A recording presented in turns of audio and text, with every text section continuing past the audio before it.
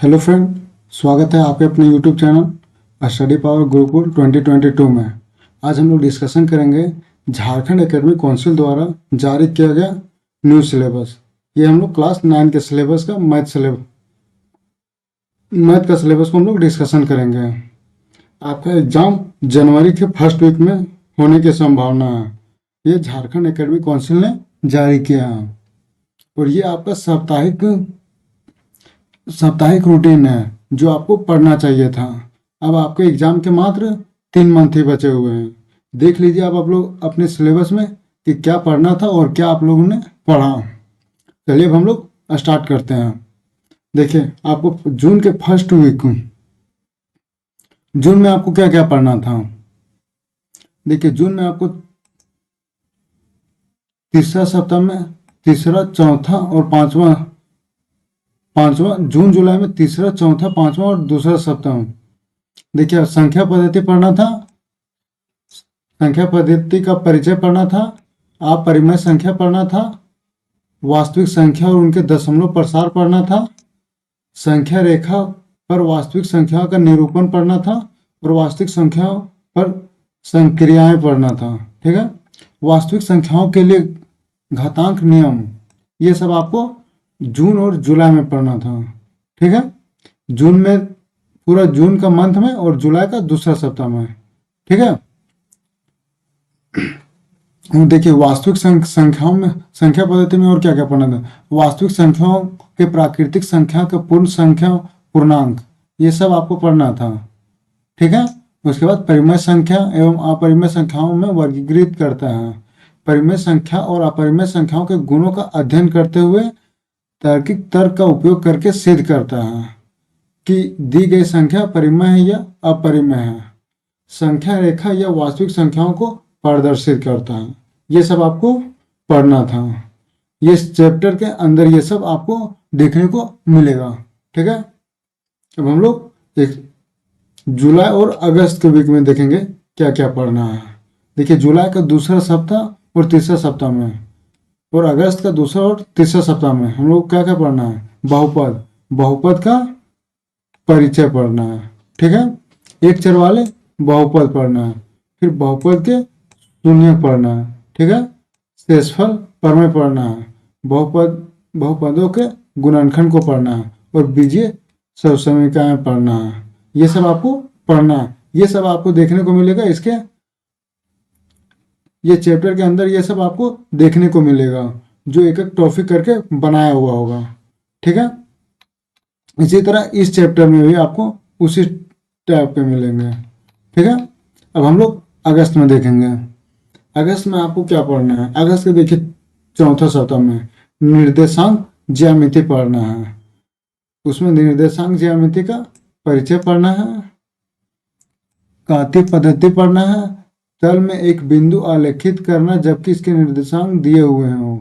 देखिए, तल का एक बिंदु आलेखित करना है जबकि उसके निर्देशांक क्या होगा, दिया हुआ होगा। ये आपको पढ़ना है। फिर पुनरावृत्ति पढ़ना है। ठीक है, ये सब आपको अगस्त के मंथ में पढ़ना है। अब हम लोग अगस्त और सितंबर में देखेंगे। अगस्त और सितंबर में, अगस्त के पांचवा, पहला, दूसरा में देखिए दो चर वाले रैखिक समीकरण को पढ़ेंगे। उसका दो चर वाले रैखिक समीकरण का परिचय पढ़ेंगे, रैखिक समीकरण पढ़ेंगे, रैखिक समीकरण का हल पढ़ेंगे, दो चर वाले रैखिक समीकरण का आलेख पढ़ेंगे और एक्स अक्ष और वाई अक्ष के समांतर रेखाओं का समीकरण को पढ़ना है। उसके बाद पुनरावृत्ति बनाना है। ठीक है, ये आपके हो गए। देखिए, ये 4 चैप्टर में मिलेंगे, ये 3 चैप्टर में मिलेंगे। अब देखिए, हम लोग सितंबर में पढ़ना है।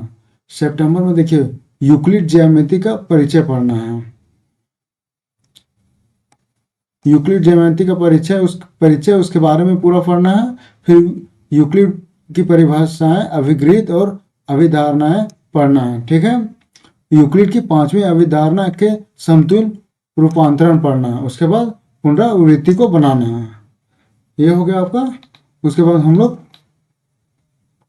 सितंबर का तीसरा और चौथा सप्ताह में देखेंगे। सितंबर के तीसरा और चौथा सप्ताह में हमको क्या क्या पढ़ना है। रेखाएं एवं कोण पढ़ना है। उस रेखाओं एवं कोण का परिचय को पढ़ना है। आधारभूत पद एवं और परिभाषाएं को देखना है, प्रतिच्छेदी रेखाएं और अपर- अप्रतिच्छेदी रेखाएं को हमको देखना है। उसके बाद कोनों के युग्म को देखना है, समांतर रेखाएं और तिर्यक रेखाएं को देखना है, एक ही रेखा के समांतर रेखाएं को देखना है एवं त्रिभुज के कोण युग्म को देखना है और पुनरावृत्ति को बनाना है। ठीक है, अब हम लोग सितंबर और अक्टूबर में देखेंगे। सितंबर और अक्टूबर में हम लोग त्रिभुज के बारे में पढ़ेंगे। किनके बारे में पढ़ेंगे? त्रिभुज के परिचय को देखेंगे। उसके बाद त्रिभुज के सर्वांगसम को देखेंगे। उसके बाद त्रिभुज के सर्वांगसमता के लिए कसौटियों को देखेंगे। उसके बाद एक त्रिभुज के कुछ गुण को देखेंगे। उसके बाद त्रिभुज के सर्वांगसमता के लिए कुछ कसौटियों को के बारे में आप लोग पढ़ेंगे। उसके बाद एक त्रिभुज में असमीकाएं को पढ़ेंगे। उसके बाद पुनरावृत्ति को बनाएंगे। ठीक है, अब अक्टूबर और नवंबर में देखें। अक्टूबर और नवंबर में देखें चतुर्भुज के बारे में पढ़ना है। चतुर्भुज का आप परिचय पढ़ेंगे। चतुर्भुज के कोण युग गुण को देखेंगे। चतुर्भुज के प्रकार को देखेंगे। समांतर चतुर्भुज के गुण को देखेंगे। समांतर चतुर्भुज के होने के लिए एक अन्य प्रतिबंध को देखेंगे। मध्य बिंदु प्रमेय को देखेंगे और पुनरावृत्ति को देखेंगे। ठीक है, हम लोग नवंबर में देखें। नवंबर में समांतर चतुर्भुजों और त्रिभुजों के क्षेत्रफल के बारे में, उसका हम लोग परिचय को देखेंगे। एक ही आधार एक ही समांतर रेखाओं के बीच आकृतियों को देखेंगे। उसके बाद एक ही आधार और एक ही समांतर रेखाओं के बीच समांतर चतुर्भुज को देखेंगे। उसके बाद एक ही आधार और एक ही समांतर रेखाओं के बीच की स्थिति त्रिभुज के बारे में आप लोग पढ़ेंगे और उसके बाद पुनरावृत्ति को बनाएंगे। ठीक है, अब हम लोग नवंबर और दिसंबर में देखेंगे। देखिए नवंबर और दिसंबर में आपको पढ़ना है वृत्त के बारे में। वृत्त का परिचय पढ़ेंगे। वृत्त और इसके संबंधित पद एवं पुनरावलोकन को देखेंगे। उसके बाद जीवा द्वारा एक बिंदु पर अंतरित कोण को देखेंगे। केंद्र जीवा पर लंब को देखेंगे। तीन बिंदुओं से जाने वाले वृत्त को देखेंगे।